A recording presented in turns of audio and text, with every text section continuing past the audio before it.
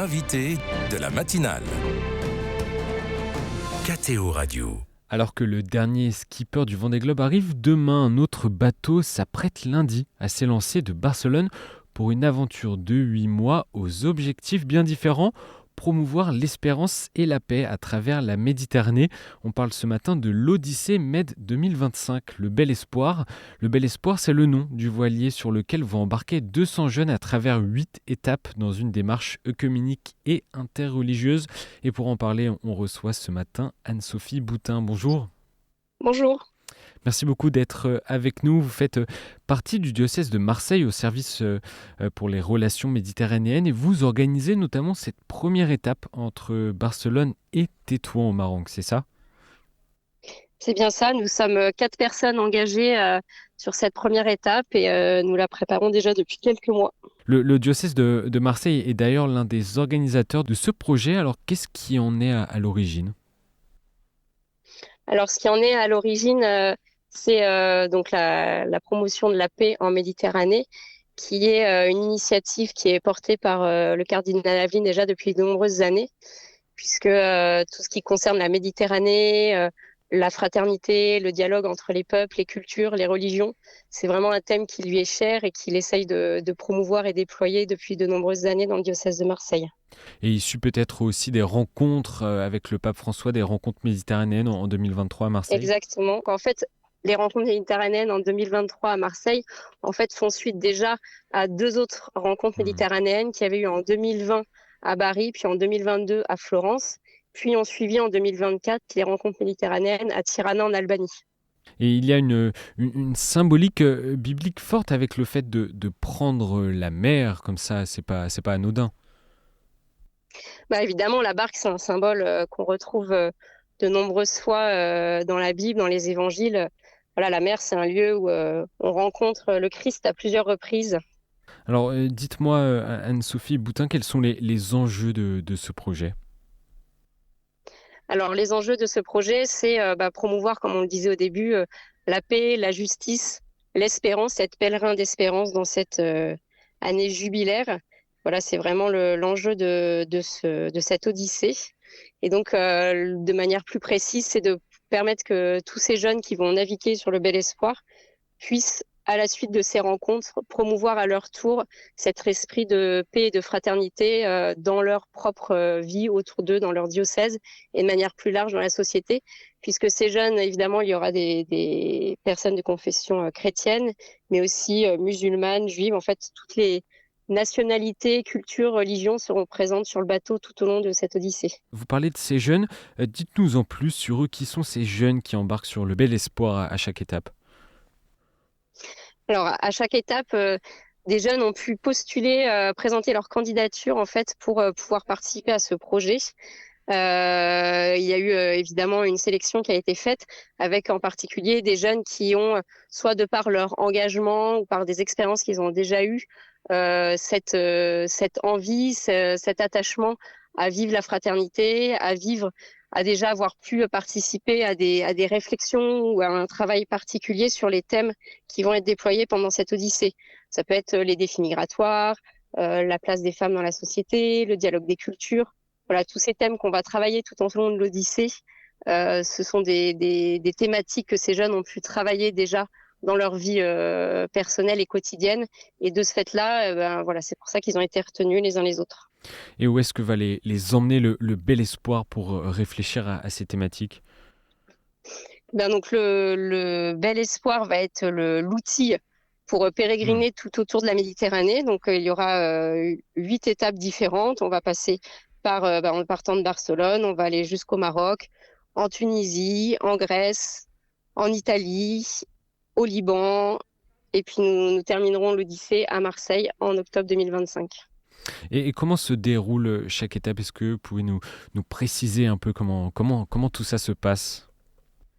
Alors, chaque étape a la même articulation, à savoir, il y a 3 jours de colloque dans le port de départ, donc qui sera plutôt de l'ordre de permettre aux jeunes de se rencontrer, de se former ensemble au thème qui va les concerner sur leur étape en particulier. Si je prends l'exemple de Barcelone, le thème du colloque, le thème de la session, c'est le dialogue des cultures. Donc pendant ces 3 premiers jours à Barcelone, les jeunes vont se rencontrer, vont rencontrer la communauté locale de Barcelone et vont pouvoir avoir des colloques, des conférences, des lieux de visite qui vont les aider à réfléchir et à se former sur ce thème de la rencontre à travers la culture. Et ensuite, ils embarquent. Ensuite, ils embarquent, ils montent à bord du Bel Espoir. Pendant 10 jours, ils naviguent en mer pour rejoindre la côte marocaine à Tétouan. Et donc là, ils vont apprendre tout au long de ces 10 jours à vivre ensemble à travers tout ce qui est nécessaire pour faire naviguer le bateau. Donc là, c'est l'école de vie à travers la navigation. Et une fois qu'ils arrivent à bon port, donc dans chaque port d'arrivée, il y aura un festival. Donc là, nous serons reçus par les communautés locales marocaines. Et donc, les jeunes vont pouvoir à nouveau faire des rencontres des communautés locales, vivre dans la joie et on va dire de manière un peu plus festive pour finaliser cette session qu'ils auront vécue depuis 15 jours une fois arrivés. Et si on peut revenir sur ce que vont vivre ces jeunes une fois sur le bateau en mer, c'est pas anodin de partir comme ça plusieurs jours sur un voilier. Est-ce que vous pouvez un peu nous préciser cette expérience qu'ils vont traverser, qu'ils vont vivre tous ensemble?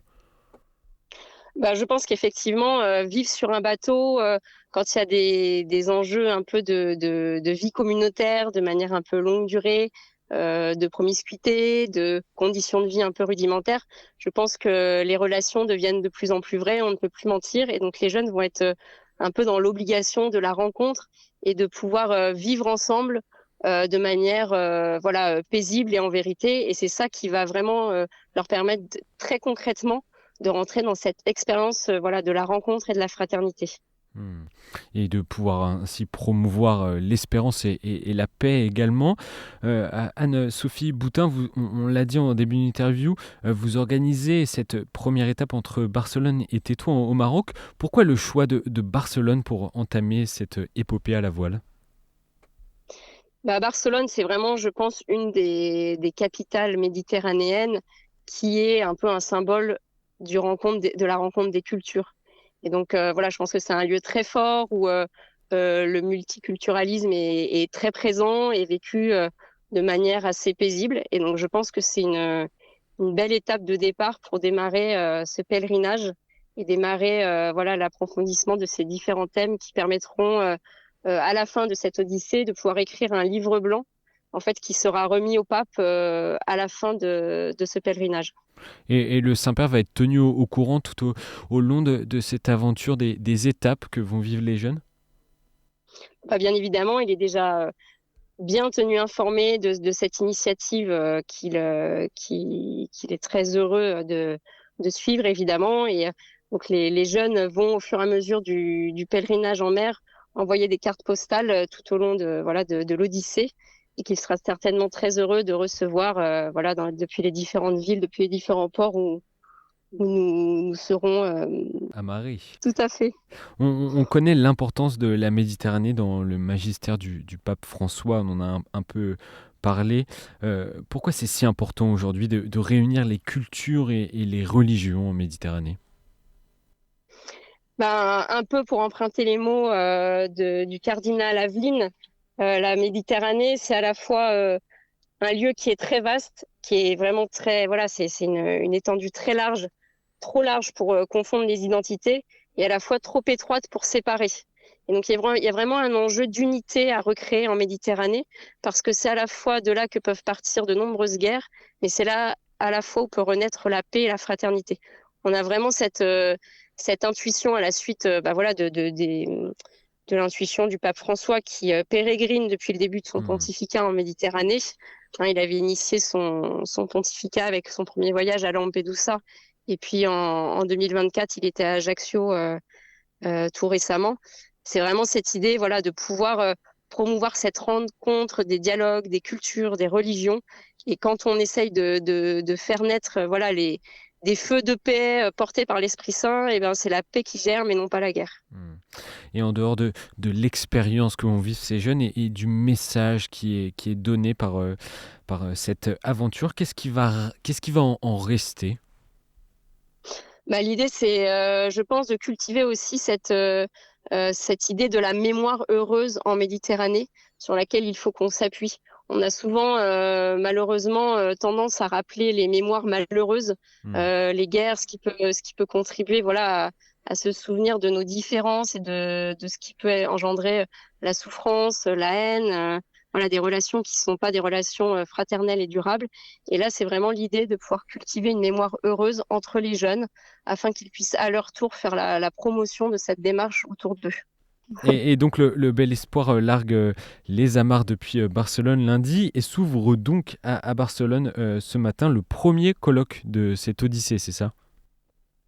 Tout à fait. La plupart des jeunes sont déjà arrivés hier à Barcelone.